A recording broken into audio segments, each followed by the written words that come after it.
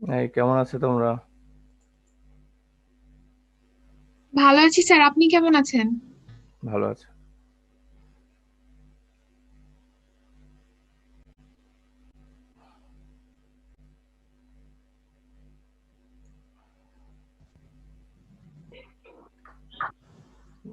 তোমাদের একটা ম্যাথ শেখাবো আজকে, নতুন একটা ম্যাথ। একটা দেখ,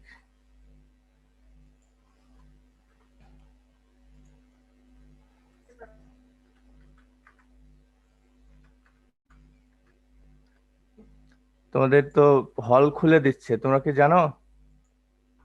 না হলে আছো তোমরা? না স্যার নাই, কিছুজন আছে অবশ্য। অনেকেই আছে, ছেলেরা তো অনেকেই আছে, অ্যারাউন্ড 60%।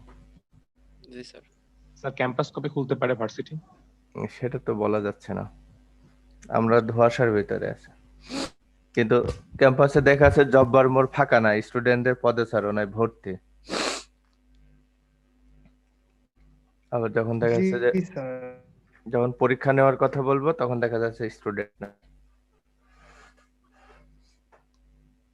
স্যার বুঝেছো সব আমাকে? মেয়েদের হলে কি স্যার খুলে দিবে? সবগুলোই খুলে দিচ্ছে, কারণ অনেকের পরীক্ষা আছে না। জি স্যার। মাস্টার্সের ওই একটা পরীক্ষার জন্য সব আটকে আছে, আচ্ছা ওই স্যার। জন্য আস্তে আস্তে এগুলো খুলতেছে। আর এমন হচ্ছে যে পরীক্ষা শেষ হলে হয়তো আবার ওদেরকে বের করে দিবে। বুঝতে স্যার পেরেছি। আমাদের যাদের পরীক্ষা নাই, লেভেল 1 লেভেল 2, তাদের কি স্যার এখন হলে থাকতে দিবে? তোমরা যদি জব্বার চা বা কেয়ার মার্কেটের নাস্তা মিস করো, আসো একদিন খেয়ে দিয়ে আবার ফেরত যাও। না স্যার, যাব না। অনেক স্যার, স্টুডেন্ট দেখলাম হল থাকা অবস্থায়, মানে খুবই পাতলা ছিল, বাসা থেকে আসছে দু একজনের সাথে দেখা হচ্ছে, বেশ বাল্কি হয়ে গেছে। পরে ভাবলাম যে বাসায় মনে হয় আম্মার হাতে খুব বেশি বেশি খেয়েছে, 4 বছরের খাবার 1 বছরে পোষাচ্ছে। তোমাদেরও কি এরকম হচ্ছে নাকি? জি স্যার। জি স্যার। কে যেন মেহনাজ রশিদ, সে বিয়ে এর গত বছরের ছবি দিয়ে ইয়ে চালু করলো, তোমার কি ফাল্গুন সেলিব্রেট করলো,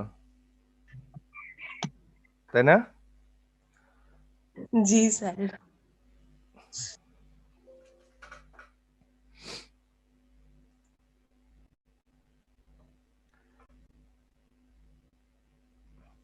আচ্ছা, আমরা ক্লাস শুরু করি আজকে।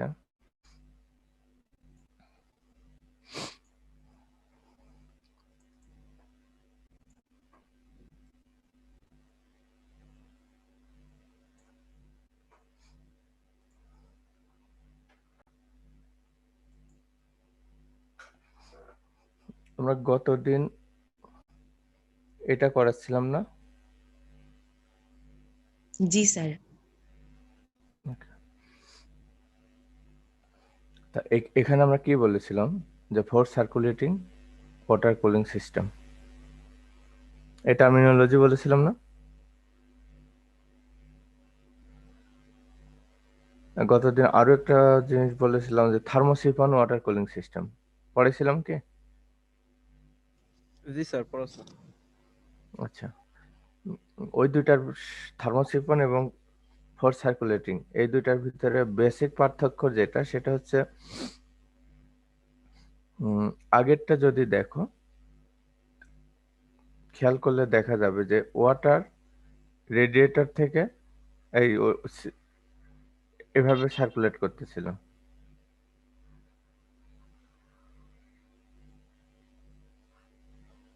তাই না?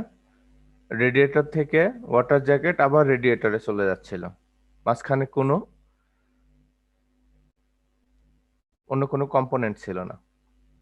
কিন্তু এটার ক্ষেত্রে দেখো একটু ডিফারেন্ট আছে। রেডিয়েটর থেকে ওয়াটার প্রথমে একটা অন্য একটা কম্পোনেন্টে যাচ্ছে, এটাকে আমরা পাম্প বলি। এই পাম্প সেই ওয়াটারটাকে সার্কুলেট করাচ্ছে। এই জন্যই এখানে যে একটা এডিশনাল পাম্প বসানো হয়েছে, এই জন্য এর নামটা হয়ে গেছে force circulating water cooling system. Thermosiphon সিস্টেমের কিছু শর্টকামিং ছিল, যে শর্টকামিংসটাকে ওভারকাম করার জন্য ফোর্স সার্কুলেটিং সিস্টেমটা দেওয়া হয়েছে, কারণ থার্মোসিফন সিস্টেমে স্মুথ কুলিং হচ্ছিল না। আর যখন ফোর্স সার্কুলেটিং সিস্টেম শুরু করেছে তখন দেখা যাচ্ছে কুলিংটা খুব স্মুথ হচ্ছে, কারণ পাম্প কন্টিনিউয়াস হচ্ছে ওয়াটার সার্কুলেশন করছে। আমরা এবার পরে স্যার হ্যাঁ স্যার যে থার্মোসাইক্লোন ওয়াটার কুলিং সিস্টেমে স্যার ওয়াটারটা স্যার এরকম মুভ কিভাবে করতেছিল স্যার কোনো পাম্প ছাড়া? স্যার বুঝি কনভেকশন নাই স্যার। কনভেকশন পরিচালন পদ্ধতি ফলো করছিল। স্যার নিচের থেকে উপরে কিভাবে উঠতো স্যার, মানে গ্র্যাভিটির রেডিয়েটর এবং তোমার ইয়ের ওই কি যেন বলে রেডিয়েটর এর এটাকে বলে রেডিয়েটর। ফর এক্সাম্পল এটা দিয়ে বুঝি, রেডিয়েটরের লোয়ার পার্টটা একটু উপরে ছিল, ওয়াটার জ্যাকেট থেকে একটু উপরে ছিল।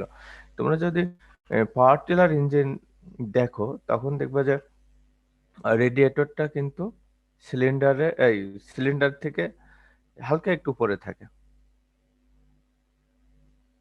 তুমি পাওয়ার টিলার ইঞ্জিন দেখাবো, তোমরা আসো যখন প্র্যাকটিক্যাল শুরু করো তখন দেখাবো যে কিভাবে রেডিয়েটরটা উপরে থাকে, কিভাবে হচ্ছে থার্মোসিফন ওয়াটার সিস্টেমের রেডিয়েটর এবং সিলিন্ডারের অ্যারেঞ্জমেন্টটা মেনটেন করা হয়। জি স্যার। ওইটাকে আমরা আবার ফোর সার্কুলেটিং ডায়াগ্রামটাকে আবার যদি কখনো বলি ডায়াগ্রাম সহ ব্যাখ্যা করো, সেটা বোঝানোর জন্য আমি এই ফিগারটা দেখিয়েছি। এটা দেখো, এখানে যেটা দেখাচ্ছে এটা হচ্ছে রেডিয়েটর, এখানে লেখা আছে কিন্তু রেডিয়েটর, ঠিক আছে? রেডিয়েটরের উপরের অংশে যেটা থাকে সেটা হচ্ছে হট ওয়াটার, আর নিচে যেটা সেটা রিলেভেন্টলি কোল্ড, মানে এটা থেকে এটা ঠান্ডা। সে ঠান্ডা হলো কত হবে, টেম্পারেচার প্রায় 70 ডিগ্রির কাছাকাছি। এটা যেটা সেটা অ্যাবভ 100 ডিগ্রি সেলসিয়াস। কত হতে পারে? এটা ওয়াটার থাকে না, এটা তখন স্টিম হয়ে যায়, স্টিম হয়ে যায়। আর এটা ওয়াটার থাকে, ওয়াটার কন্ডিশনে থাকে, লিকুইড কন্ডিশনে থাকে। হ্যাঁ, এখান থেকে ওয়াটারটা যখন সার্কুলেট করছে, দেখো ওয়াটারটা প্রথমে একটা পাম্পের ভিতরে যাচ্ছে, ওয়াটার পাম্প। সেই ওয়াটার পাম্পটা কি করে, রেডিয়েটর থেকে ওয়াটারটাকে পাম্প করে ওয়াটার জ্যাকেটে কন্টিনিউয়াস সাপ্লাই দিচ্ছে। কন্টিনিউয়াস সাপ্লাই দিলে কি হবে, যে স্মুথ তোমার কুলিং হচ্ছে। একটা জায়গায় যদি আমি continuous air flow, hot surface আছে, রেখে দিলাম, এয়ার ফ্লো দিলাম না, আবার আমি কন্টিনিউয়াস 1 বা 2 মিনিট ধরে এয়ার ফ্লো দিলাম, তাহলে কিন্তু যেখানে কন্টিনিউয়াস এয়ার ফ্লোটা হচ্ছে সেটা খুব দ্রুত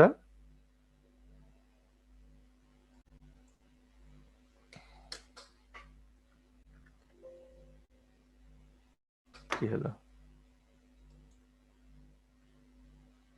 সেটা খুব দ্রুত তোমার হচ্ছে ঠান্ডা হবে। ভাগ্যটা ভালো।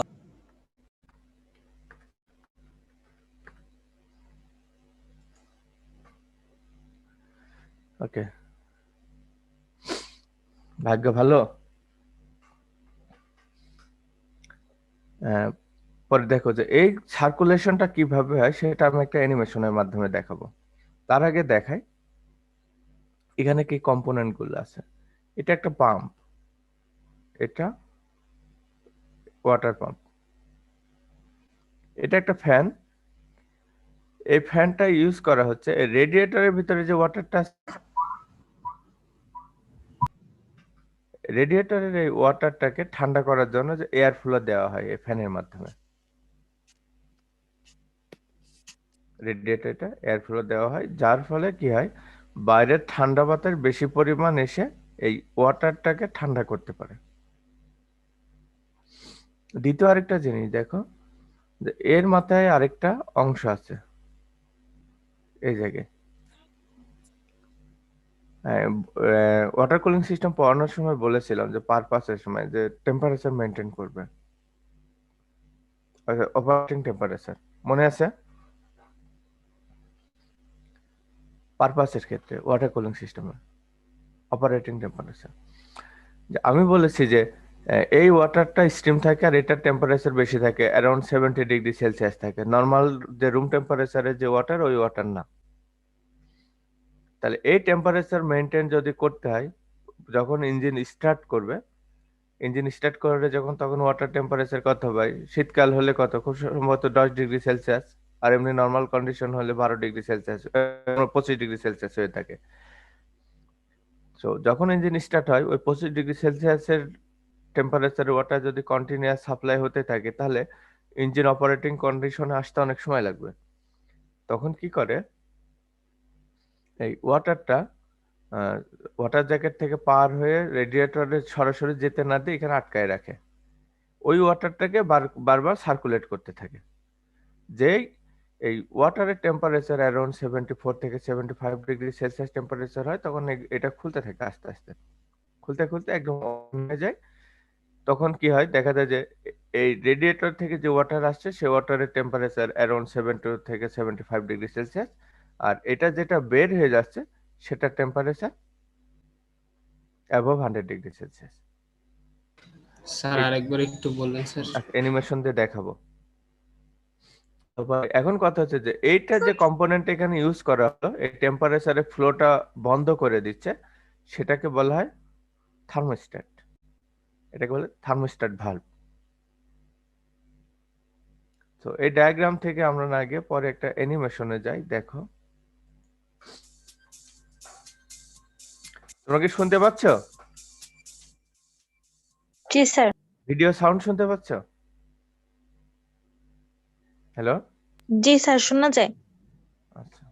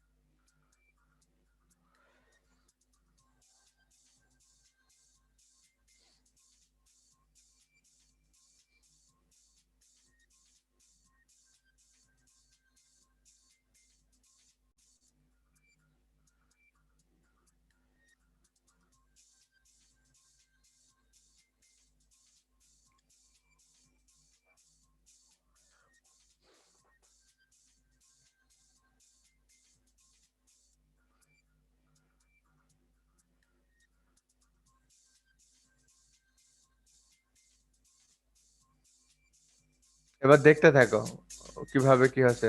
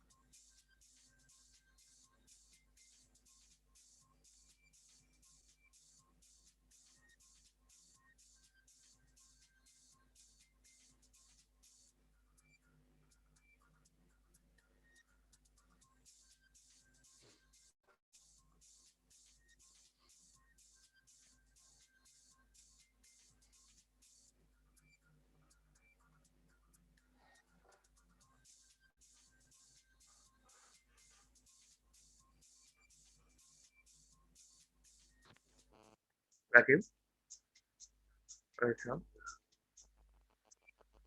আমি ক্লাস নিচ্ছি চেম্বারে। আসো 11টার দিকে আসো।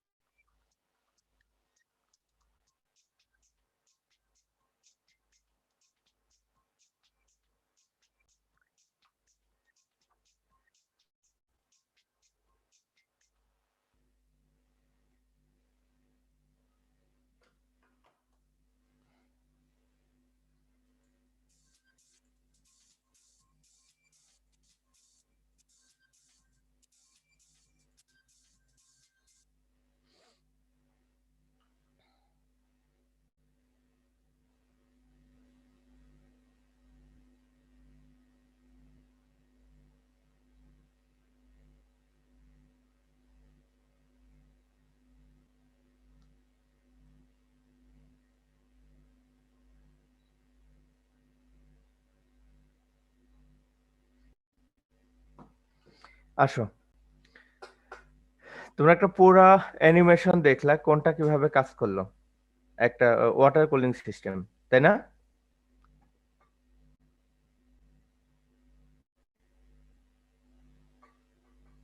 হ্যালো, তোমরা আমার কথা শুনতে পাও? জি স্যার।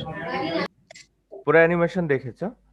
হ্যাঁ, এখানে একটু ভেরিয়েশন হয়। আমরা যে অটো পার্টসের যেটা দেখিয়েছি এটা মূলত একটা খুব মানে প্যাসেঞ্জার কার, যেটা প্যাসেঞ্জার কারের জন্য এই অংশটা ইনক্লুড করা থাকে, হিটার।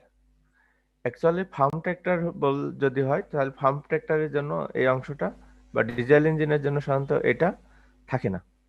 আর সেক্ষেত্রে কি হয়, এখান থেকে যে বাইপাস লাইনটা এই জায়গায় গেল ওটা সরাসরি এই অংশের সাথে অ্যাড করে দেওয়া থাকে,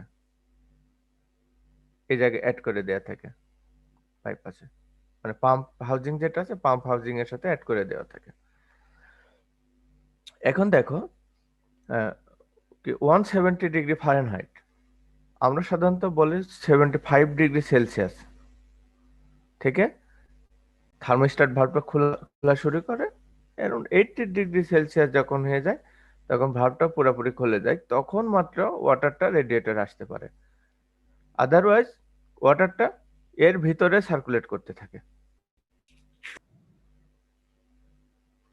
এখানে এই পাম্প, যেটা পাম্পই মূলত ফোর্স। এখন কথা বলি যে কোনো একটা পাত্রে যদি লিকুইড থাকে, সে লিকুইড কিন্তু আপনা আপনি অন্য জায়গায় যেতে পারে না। এখানে দুইটা অংশ থাকে, হয় তাকে হিট দিয়ে স্টিমে কনভার্ট করতে হবে, অথবা একটা গ্রাভিশনাল থাকতে হবে, গ্রাভিটি থাকতে হবে, বা স্লোপ থাকতে হবে। এই যে ওয়াটার ট্যাঙ্কটা উপরে থাকতে হবে আর যেখানে পাঠাবো সেটা একটু নিচে থাকতে হবে। আবার অনেক সময় দেখা যায় যে আমরা ওয়াটারটাকে নিচ থেকে পাম্প করে ট্যাঙ্ক যেটা আছে ট্যাঙ্কে উঠাই, তাহলে এখানে কি পাম্প একটা এক্সটার্নাল সোর্স হিসেবে ইউজ করা হয়। সিমিলারলি এটাই দেখো, ওয়াটারটা লোয়ার ওয়াটার ট্যাঙ্ক মানে যেখানে কোল ওয়াটার অ্যাড হয় সেটাকে পাম্প করে, পাম্পের মাধ্যমে পাম্প করে ওয়াটার জ্যাকেটে সার্কুলেট করা হয়। মাল্টি সিলিন্ডার ইঞ্জিন হোক বা সিঙ্গেল সিলিন্ডার ইঞ্জিন হোক, ওয়াটারে সার্কুলেট করা হয়। তারপরে এই ওয়াটারটা সার্কুলেট করতে থাকবে। এই ওয়াটারটা কি থাকে, normal temperature around 25 degree, 22-25 degree Celsius temperature থাকে এই ওয়াটারে। আর আমরা বলেছি ইঞ্জিনের অপারেটিং টেম্পারেচারে আসতে হলে যখন কাজ শুরু করাতে চাই সেক্ষেত্রে engine water temperature around 80 degree Celsius হলে ভালো হয়, ইঞ্জিনটা খুব তাড়াতাড়ি ওয়ার্ক কন্ডিশনে আসে। সে কারণে তাহলে এই ওয়াটার যদি আমরা কন্টিনিউয়াস ঠান্ডা ওয়াটার সাপ্লাই দিতে থাকি তাহলে কি হবে, ইঞ্জিনটা গরম হতে একটু সময় নেবে। আর ইঞ্জিন যদি ঠিকমতো হট না হয় তাহলে কিন্তু ইঞ্জিনটা চলবে না। এজ ফর এক্সাম্পল বলে, অনেক সময় দেখা যায় যে মোটরসাইকেল রেখে দিয়েছে, কিন্তু কেউ যদি এসে মোটরসাইকেলটা সুইচ অন করে স্টার্ট করে চলে যেতে চায় কিন্তু যায় না, স্টার্ট করে জাস্ট 1-2-5 সেকেন্ড হলেও ওয়েট করা লাগে। যদি স্টার্ট করে দৌড় দিতে চায় তাহলে স্টার্ট বন্ধ হয়ে যায়। এর কারণ হচ্ছে যে লোড দেওয়া হচ্ছে, লোড নেওয়ার মতো কন্ডিশন এখনো ইঞ্জিনটায় আসেনি, কারণ কি ইঞ্জিনটা ঠিক মতো হিটই হয়নি। বাস ট্রাকের এক্সাম্পল বলেছে, ওগুলো স্টার্ট দিয়ে অনেকক্ষণ ওয়েট করে, তারপরে যায়। আমরা বলি যে ড্রাইভার স্টার্ট দিয়েছে এখনো যাচ্ছে না কেন। এর দুইটা কাজ আছে, ওই যাত্রীকেও দেখানো যে আমি চলে গেলাম, তুমি তাড়াতাড়ি ওঠো। তাছাড়াও আরেকটা কাজ হচ্ছে ওই ইঞ্জিনটাকে ওয়ার্ম আপ, মানে ওয়ার্কিং কন্ডিশনে নিয়ে আসতে হলে তাকে কিছুক্ষণ স্টার্ট দিয়ে রাখতে হবে। দুইটা কাজই একসাথে করে। আমরা যারা বুঝি না তারা ভাবি যে হয়তো আহ, যাচ্ছে না কেন, যাত্রী নিবে বলে এই জন্য সে যাচ্ছে না, কিন্তু অ্যাকচুয়ালি অনেক ক্ষেত্রে শুধু যাত্রী নেওয়া না, ওই ইঞ্জিনটাকে ওয়ার্কিং কন্ডিশনে আনার জন্য ওরা ওয়েট করে। আর এটা যেটা বললাম যে এই ভালভ দিয়ে কন্ট্রোল করা হচ্ছে, এই ভালভের নাম হচ্ছে থার্মোস্ট্যাট ভালভ। এই থার্মোস্ট্যাট ভালভটা আমি আবার পরে তোমাদেরকে ব্যাখ্যা করবো এটা কিভাবে কাজ করে, অ্যাকচুয়ালি দেখতে কি রকম হয়, ওর ভিতরে কি কি আছে। আর ওয়াটার যেটা, এখানে দেখা একটা ফ্যান আছে। ফ্যান কি করে, ফ্যান এদিককার বাতাস পিছনের দিকে টেনে নেয়। তাহলে কি হবে, বাইরের ঠান্ডা বাতাস রেডিয়েটর ভিতর দিয়ে প্রবেশ করবে। ঢাকা থেকে 2-3 জন মেহমান আসতে পারে অফিসে, তুমি একটু নাস্তা খাওয়াও। চা দাও। এই ফ্যানটা মূলত বাইরের থেকে ঠান্ডা বাতাসটাকে রেডিয়েটর দিয়ে পাস করে পিছনের দিকে নিয়ে যায়। তাহলে এখন কথা হচ্ছে যে ফ্যান যেটা আমরা ইউজ করলাম, সে ফ্যানটা অ্যাকচুয়ালি কোন ধরনের ফ্যান। আমরা সাধারণত যে ফ্যানগুলো ইউজ করি, টেবিল ফ্যান ইউজ করি, সেটা কি করি, সেটা কি করে পিছনের বাতাস সামনের দিকে দেয়। অথবা সিলিং ফ্যান যেটা ইউজ করি, সেটা কি উপরের বাতাস আমাদের দিকে ধাক্কা দেয়, যার কারণে আমাদের শরীরে ঠান্ডা ফিল করি। তো ফ্যান কয়েক ধরনের আছে, রেডিয়েটর ফ্যান আছে, তারপরে ডিফিউজার ফ্যান আছে। কিন্তু আমরা সাধারণত দুইটা ফ্যানের কথা এখানে বলে থাকি, একটা হচ্ছে ফরওয়ার্ড ফরওয়ার্ড কার্ভ আর ব্যাকওয়ার্ড কার্ভ।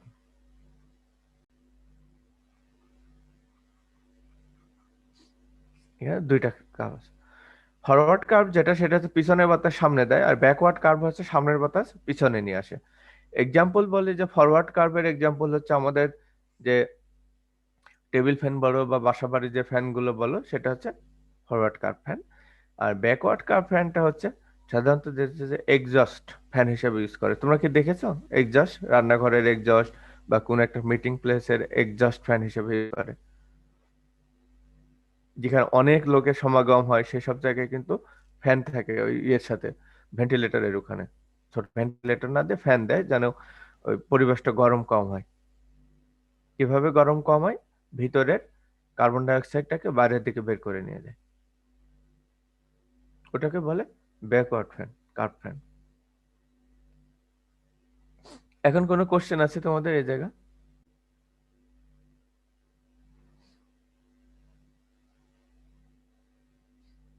আর কোনো কোশ্চেন থাকলে বলো এই জায়গা, না হলে আমি পরে স্টেপে যাবো। একটা ম্যাথ শেখাবো তোমাদের আজকে।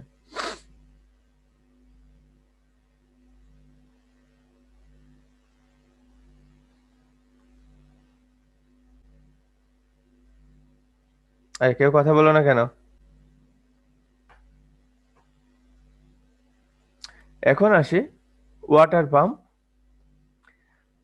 হ্যাঁ, এটা হচ্ছে একটা ওয়াটার পাম্প, এটা অ্যাকচুয়াল ফিগার আর এটা একটা ডায়াগ্রাম। এটাকে সাধারণত সেন্ট্রিফিউগাল পাম্প বলে। সেন্ট্রিফিউগাল অ্যাকশন যেটা আছে, সেন্ট্রিফিউগাল অ্যাকশন ইউজ করে এই জায়গায় কাজ করার জন্য। আর এটা কোথায় থাকে, হিটার কোর না বললে হয়। এই পাম্পটা সাধারণত রেডিয়েটর এবং ওয়াটার জ্যাকেট এই দুইটার মাঝখানে বসানো থাকে। এটা রেডিয়েটর, রেডিয়েটরটা যদি খুলে ফেলা হয় ইঞ্জিন থেকে, এটা দেখতে এরকম। আর রেডিয়েটরে অসংখ্য প্যাসেজ থাকে, মাইক্রো টিউব থাকে। ধরো 1 লিটার ওয়াটার, যদি আমরা 1 লিটারের কি, হ্যাঁ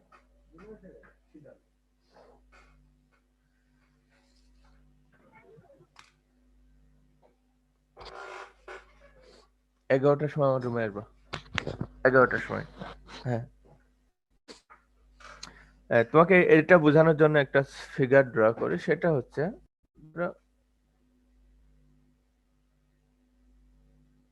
এটা 10 মিলি 10 মিলি ডায়ামিটার একটা, আর এটা হচ্ছে 110 মিলিমিটার, মিলি না 100 মিলিমিটার লম্বা। ঠিক আছে, একটা পাইপ আছে, তাহলে এর ভলিউম কত? 10 মিলি 10 মিলিমিটার আর 100 মিলিমিটার, তাহলে এর ভলিউম কত হবে বলো তো?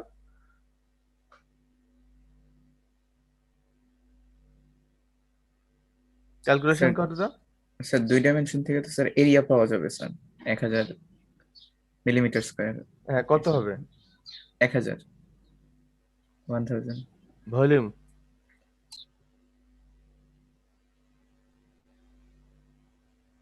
ভলিউম বের করো।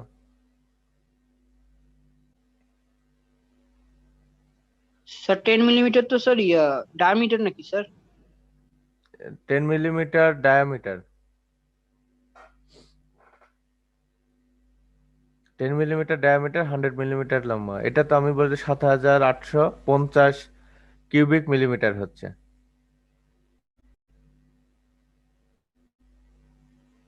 পাই ডি স্কয়ার L/4 দিয়ে করো, তাহলে দেখবা যে এটা আছে 7854 কিউবিক মিলিমিটার। এখন বলি, আমি এই ভলিউমের একটা লিকুইডকে রাখতে চাই এমন একটা পাইপের ভিতর দিয়ে, যার ডায়ামিটার হচ্ছে 2 মিলিমিটার। তাহলে লেন কত হয়ে যাবে? লেন কত হচ্ছে দেখো, 7850 ইকুয়াল টু 3.14 গুণ 2 স্কয়ার গুণ L divided by 4। L equal to 7850 4, তারপরে 3.14 গুণ 4, কত আসলো?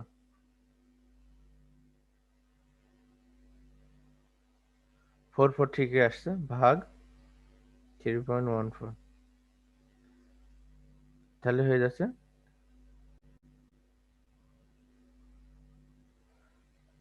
2.5 মিটার, তাই তো? জি স্যার। তাহলে এ যদি 100 মিলিমিটারের একটা পাইপের লেন্থ যদি 2500 মিলিমিটার লম্বা করে দেওয়া হয়, তাহলে ওখানে বাতাসের কন্ট্যাক্টে বেশি আসবে না, এয়ারের কন্ট্যাক্টে? জি স্যার। তাহলে কি হবে, খুব দ্রুত ঠান্ডা হবে না এটা? জি স্যার। অনেক সময় দেখা যাবে যে কোনো কিছু যদি ঠান্ডা করা হয়, এটা একটা পাতিল আছে, সে পাতিল থেকে কি করে চামিচে করে উপরে উঠায় ছেড়ে দেয়, নিচে ফেলে দেয়। কারণ কি যেন খুব দ্রুত ওই যে এই লেন্থের এত বেশি পরিমাণে বাতাসের কন্ট্যাক্টে ওটা থাকতে পারে। রেডিয়েটরের ভিতরে দেখো এই প্রিন্সিপালটা ইউজ করা হয়। এখানে যেটা ধরো একটা রেডিয়েটরের এই একটা অংশ থাকে, এখানে যে ওয়াটারটা পাস করানো হলো সেটা দেখা যাচ্ছে দীর্ঘ সরু নালীর যে আছে পাইপগুলো আছে, পাইপগুলো দিয়ে পাস করে দেওয়া হয়। তো এখানে আস্তে আস্তে এই যে গরম ধরো 130 ডিগ্রি সেলসিয়াসের স্টিম আছে, সেটা এসে দেখা যাচ্ছে যে 60 to 70 ডিগ্রি সেলসিয়াসে কনভার্ট হয়ে যাচ্ছে।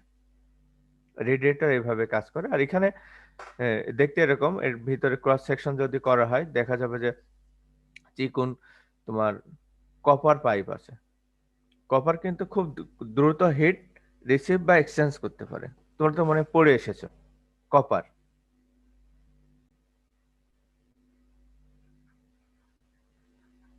কপার কপার ইউজ করা হয় এখানে।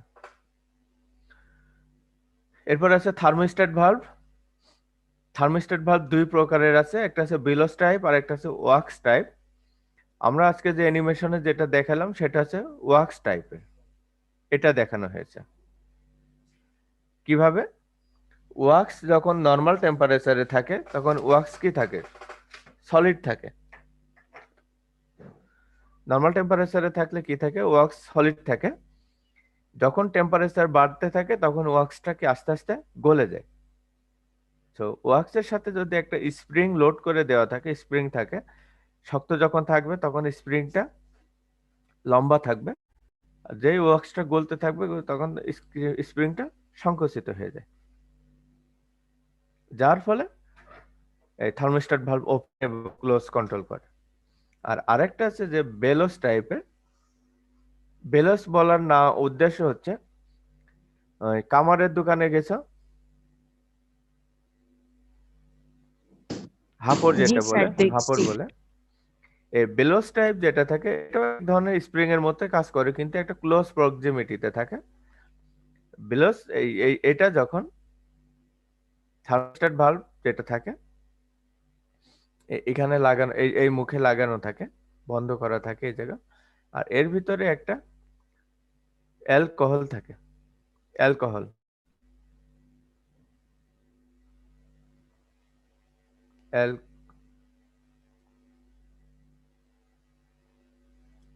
অ্যালকোহল অ্যালকোহল থাকে। আর অ্যালকোহলেরও একটা ইয়ে আছে যে ওর একটা টেম্পারেচার আছে, ধরো নর্মাল টেম্পারেচারে 25°C টেম্পারেচারে বা 30°C টেম্পারেচারে অ্যালকোহল লিকুইড থাকে, কিন্তু যখন এই টেম্পারেচার অ্যারাউন্ড 70°C হয়ে যায় তখন কি হয়, অ্যালকোহলটা ভেপারে কনভার্ট হয়ে যায়। তো আমরা যদি একটা বেলুনের ভিতরে অল্প একটু বাতাস দিই, তাহলে বেলুনের শেপ যা বেলুন সেভাবে থাকে, কিন্তু খুব বেশি পরিমাণে বাতাস দিলে কি ওটা প্রসারিত হয়ে যায়। সিমিলারলি এটা যে বেলোস টাইপের যে একটা অংশ আছে, এর ভিতরে যখন চারিপাশে হট ওয়াটার আসবে, এর ভিতরে যে অ্যালকোহলটা আছে, অ্যালকোহলটা প্রসারিত হতে হতে এটা যেহেতু ওটা একটা বেলুসের মতো ধারণ করবে। আমার সালে যে হাঁপড় যেটা নর্মাল থাকে, যখন প্রেস করা হয় তখন কি হচ্ছে, এটা ফুলে যাচ্ছে। সিমিলারলি এটাও এরকম ফুলে যাবে, আর ফুলে গেলে কি হবে, ওয়াটারের যে মুখে এটা বন্ধ করে দেওয়া ছিল সেটা খুলে যায় বেলোস টাইপে। এটা প্রসারিত হওয়ার সাথে সাথে এখানে যে মুখটা বন্ধ করা থাকে তোমার, ওই রেডিয়েটরে যাওয়ার যে মুখটা থাকে সেই মুখটা ওপেন হয়ে যায়। আমরা এটা তোমাদেরকে প্র্যাকটিক্যালে দেখাবো। এটা অ্যাভেলেবল না, এটা অ্যাভেলেবল আমাদের ডিপার্টমেন্টে, কারণ এটা বক্স বন্ধ হওয়া খোলা দেখানো একটু ডিফিকাল্ট হয়, কিন্তু এটা দেখানো ইজি হয়, কারণ আমরা সহজে এটা ব্যাখ্যা করতে পারি, তোমাদেরকে দেখায়। তোমরা নিজেরাই করবে যে থার্মোস্ট্যাট ভালভ দুই প্রকার, একটা হচ্ছে বেলোস টাইপ আর একটা হচ্ছে ওয়াক্স টাইপ। এটা কিভাবে কাজ করে তার একটা এক্সাম্পল এখানে দেওয়া আছে। এই মুখটা যখন এখানে থাকে তখন এটা বাইপাস হয়ে যাচ্ছে, এই কন্ডিশনে যখন থাকে বাইপাস হয়ে যায়, ক্লোজ অবস্থা আছে, থার্মোস্ট্যাট ক্লোজ। এটা আর যখন থার্মোস্ট্যাট ওপেন হয়ে যায়, দেখো এই মুখটা দেখো, এইটা এই সাইজটা দেখবা, এই যে এখান থেকে এই ডিস্টেন্সটা খেয়াল করো, এটার ক্ষেত্রে দেখো ডিস্টেন্সটা বেড়ে গেছে। এই অবস্থায় যখন থাকে তখন দেখো মুখ বন্ধ, আর যখন এই অবস্থা আছে তখন দেখো যে এই পাশ দিয়ে ওয়াটারটা ঢুকে বের হয়ে যেতে পারছে। এভাবে মূলত একটা থার্মোস্ট্যাট ভালভ কাজ করে। আর বাইপাস লাইন মানে কি, এদিক দিয়ে ওয়াটার যেতে চাচ্ছে কিন্তু প্রবেশ করতে পারছে না, এইভাবে এসে আবারও পাম্পে চলে আসলো, পাম্পের ওখানে চলে আসলো, এই সেম ওয়াটারটা আবার কন্টিনিউয়াস সার্কুলেট হতে থাকলো।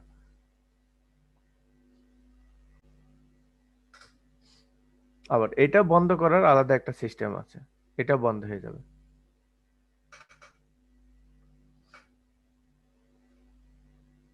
এয়ার কুলিং ওয়াটার কুলিং এর কিছু অ্যাডভান্টেজ আছে, তো এই সিম্পল অ্যাডভান্টেজ আমরা মনে হয় তোমাদেরকে একটু ব্যাখ্যা করে দিই। এয়ার কুলিং এর মেইন অ্যাডভান্টেজ হচ্ছে ওয়াটার জ্যাকেট, রেডিয়েটর, পাম্প এবং কোল্যান্ট। কোল্যান্ট বলতে ওয়াটার নাই।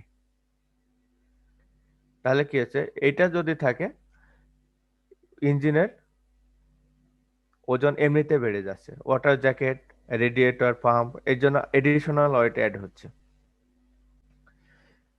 কিন্তু এয়ার কুলিং সিস্টেমে এগুলো না থাকে, এয়ার কুলিং সিস্টেমে যে ইঞ্জিনগুলো একটু লাইট ওয়েট হয়, লাইটার ইঞ্জিন বলে।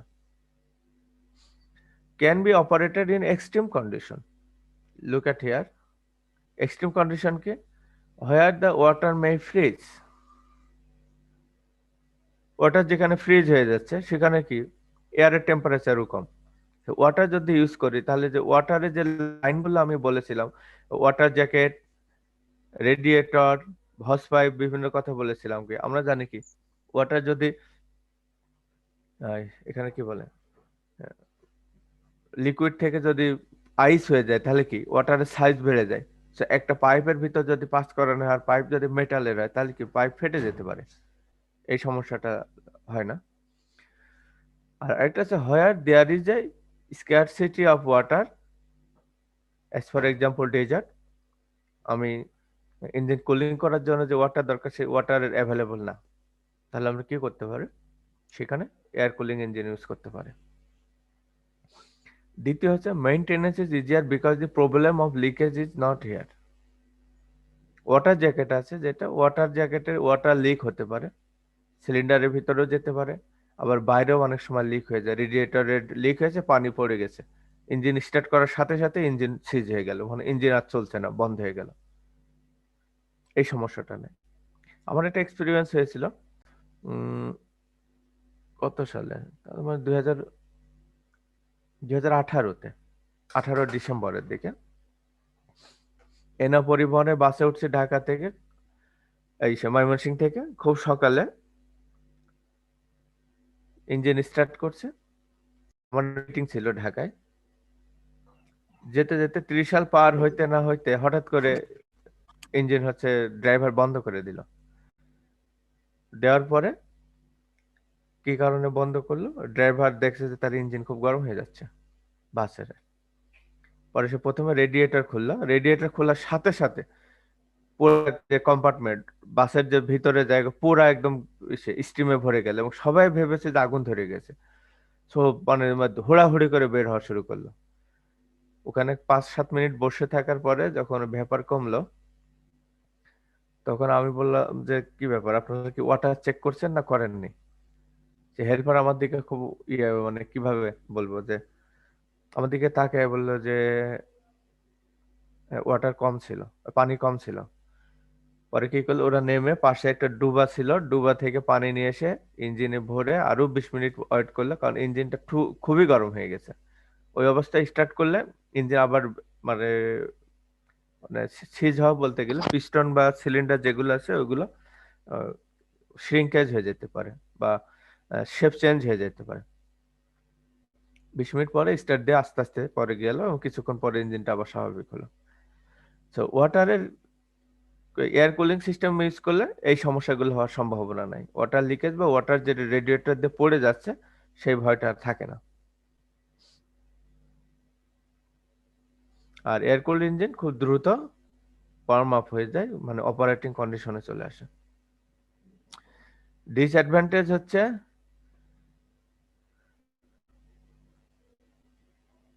কুলিং ইউনিফর্মলি হবে না, আর কম্প্রেশন রেশিও যেটা আমরা বলেছিলাম, কম্প্রেশন রেশিও সবসময় এয়ার কুলিং ইঞ্জিনের কম হয় ওয়াটার কুলিং থেকে।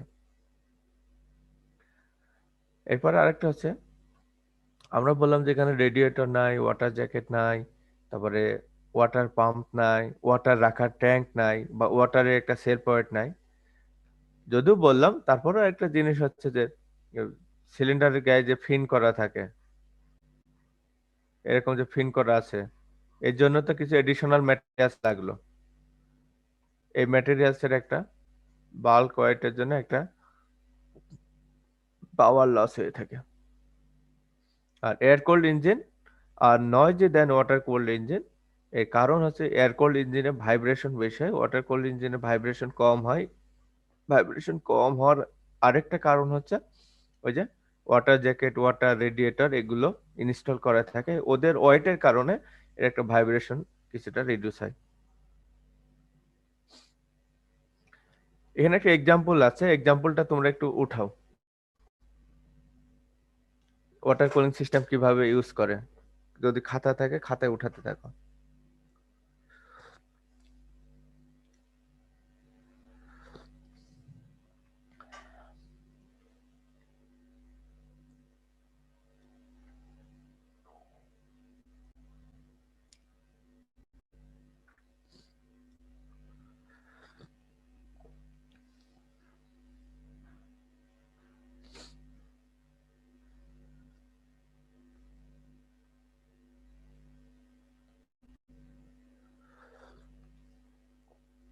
তোমরা কি উঠাচ্ছ? জি স্যার। জি স্যার। কুইক উঠাও।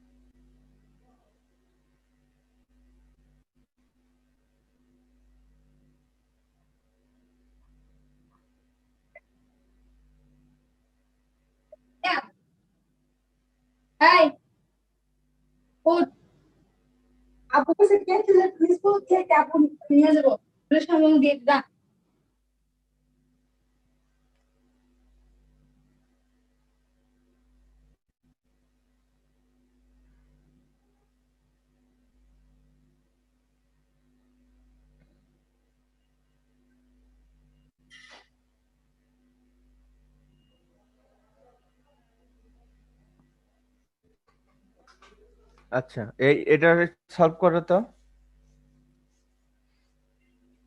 এনার্জি ফ্রম ফুয়েল বের করো তো। আমি ইকুয়েশন বলে দিয়েছি।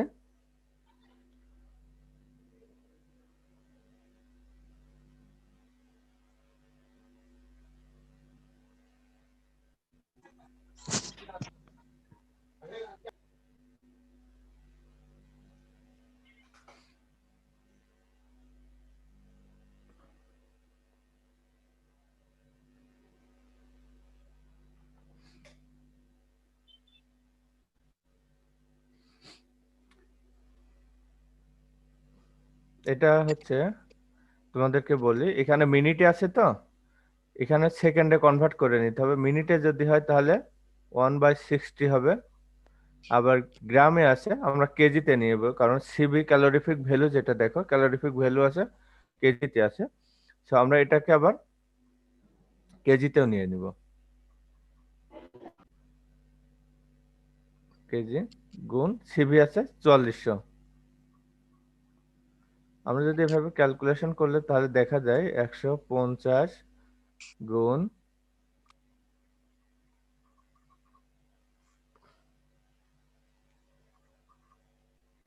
60 গুণ 1000।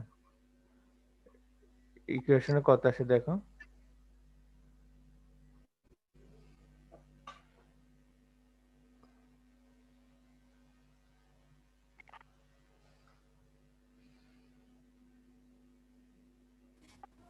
স্যার এককটা আরেকবার স্যার, কোন ইউনিটে নিব স্যার? গ্রামে আছে যেটা, আমরা কি জানি ক্যালোরিফিক ভ্যালু থাকে কিলোজুল পার কেজি।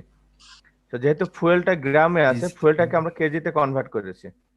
আবার বলা আছে যে ওয়াটার একক কি, জুল পার সেকেন্ড। তো আমরা যেখানে আছে মিনিটে আছে, so এটাকে আমরা আবার সেকেন্ডে কনভার্ট করেছি। 11 kilo joule per second equivalent to জি স্যার 11 কিলোওয়াট। ফুয়েলটা নিতে হবে কেজি পার সেকেন্ড, ঠিক আছে? স্যার 42,000 কিলোজুল হবে না স্যার? 44,000, ও 42, সরি আমি ভুল করেছি। আচ্ছা 42-44 বিষয় না, ক্যালকুলেশন শেখাচ্ছে যেহেতু, তুমি ঠিক করে না, সমস্যা নাই।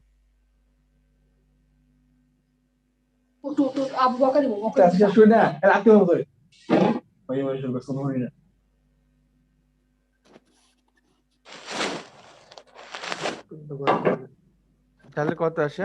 105 কিলো জুল, 105 কিলোওয়াট, ঠিক আছে? Energy from fuel 105 kilowatt. এটা না, পরীক্ষা তোমরা প্রথমেই এম এর ভ্যালু নিয়ে নিবা কেজি পার সেকেন্ডে, যেভাবে কনভার্ট করা যায়। আমার এখানে আছে গ্রাম পার মিনিট আছে, এটাকে তুমি কেজি পার সেকেন্ডে কনভার্ট করে নিও তোমরা, তাহলে একদম ইজি হয়ে যাবে।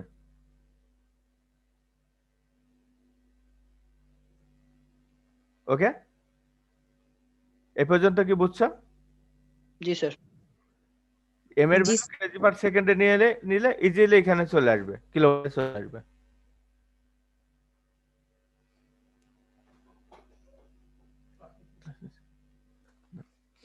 এরপরে আসো যে এনার্জি টু কোল্যান্ট।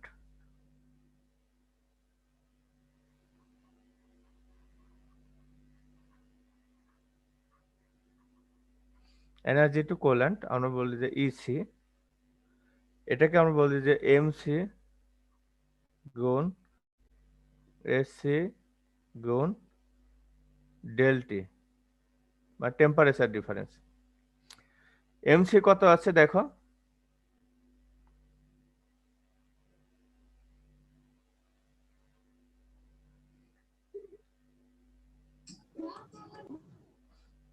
একশো 50 গ্রাম পার সেকেন্ডে দেওয়া আছে। 150 গ্রাম পার সেকেন্ড, এটাকে আমরা কেজিতে কনভার্ট নিব, কেজি পার সেকেন্ড। বুঝতে পারছো? জি স্যার। এখানে এমসি যেটা আছে সেটা হবে কেজি পার সেকেন্ড, এমসির ভ্যালুটা। আর এসসি আমরা জানি, এসসি কি 4.2 না 4.18 কিলো জুল, এটা তো আমরা জানি তাই না? ওয়াটার থেকে স্টিমে কনভার্ট করার জন্য যেটা একটা ফর্মুলা আছে না, এসসি, কি জানো, ল্যাটেন্ট হিট অফ এভাপোরেশন একটা আছে, ভ্যালু আছে। এসসির ভ্যালু হচ্ছে 4.18, আর টেম্পারেচার ডিফারেন্স কত আছে? ছিল 37 ডিগ্রি সেলসিয়াসে, আর ওটাকে কনভার্ট করে হয়েছে 77 ডিগ্রি সেলসিয়াসে, তাই টেম্পারেচার ডিফারেন্ট কত? এই যেখানে যদি 150 গ্রাম পার সেকেন্ড হয়, এটাকে যদি আমরা কেজিতে কনভার্ট করি তাহলে 150 গুণ 4.18 গুণ 40, তাই তো 77 থেকে 37 বাদ দিলে 40 হচ্ছে। Delta T is equal to 77 minus 37। আর এসি, এটার ভ্যালু জানি, specific heat capacity of coolant 4.18 kilo joule per, কি যেন একটা সূত্র আছে, কিলো জুলই সম্ভবত এটা, কিলো জুল পার কেজি, তাহলে এখানে আমরা এটা যদি গুণ করি কত আসে দেখো,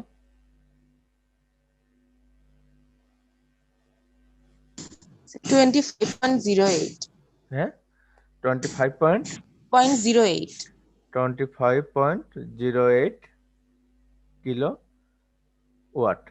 কিলোওয়াট কেন লিখলাম? এটাকে যদি আমরা ইউনিটে লিখে কিলো জুল পার সেকেন্ড আসে, কারণ এটা হচ্ছে তোমার কেজি পার সেকেন্ড গুণ kilo joule, KG per degree Celsius মনে হয়, বা ডিগ্রি সেলসিয়াস সামথিং আসে, এটার unit SC, kilo joule KG per degree Celsius. আর টেম্পারেচার ডিফারেন্সে তো এখানে আমরা ডিগ্রি সেলসিয়াস পাচ্ছি, ডিগ্রি সেলসিয়াস বা কেলভিন যেটা আসলে কনভার্ট হয়ে যায় 4.18 কিলোজুল কেজি পার কেলভিন, এটাকে আমরা কেলভিনে কনভার্ট করলে এভাবে আসে, তার 25.08 আসছে। তাহলে এখন যদি আমরা কত পার্সেন্ট এনার্জি কোলান্টের লস হচ্ছে সেটা আমরা বের করতে পারি, যে energy loss to cooling water, energy percent energy loss to coolant, লেখো percent energy loss to coolant. Sir MC যদি কেজি পার সেকেন্ডে নেই তাহলে তো 1/60 দ্বারা আবার গুণ করতে হবে। কেন এমসি নিব কেন? আপনি কেজি পার, এটা দেখো তো, এটা কি দেওয়া আছে, ওয়াটারের ভ্যালু কি দেওয়া আছে, সেকেন্ড অলরেডি আছে, জি স্যার বুঝতে পারছি। আর আগে ওয়াটারের ফুয়েলের সময় কিন্তু মিনিটে ছিল।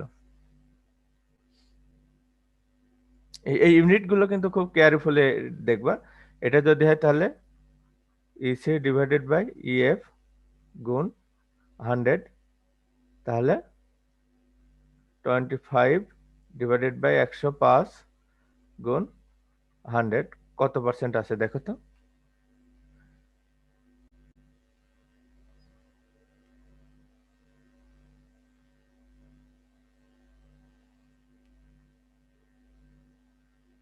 অ্যারাউন্ড 23%, 23.9%, টোটাল এনার্জি 23.9% লস হচ্ছে কুলিং এ।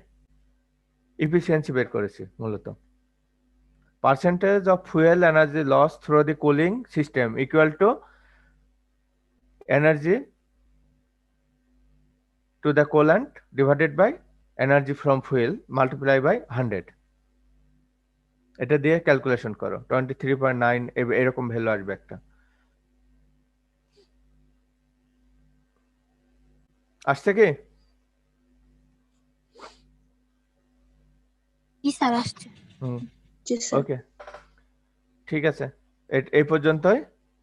নেক্সট ক্লাসে শেখাবো লুব্রিকেশন সিস্টেম, আরো স্যার কিছু একটা বাকি। কোশ্চেন ছিল। আচ্ছা নেক্সট ক্লাস কোন স্যারের? স্যার 11টা থেকে ক্লাস নেই স্যার, 12টায় স্ট্যাটিস্টিক্স আছে। আচ্ছা বলো তাহলে, কোশ্চেন করো। আমাদের আমাদের ক্লাস আছে। আচ্ছা বলো, কোশ্চেন করো শুনি, 1 মিনিট।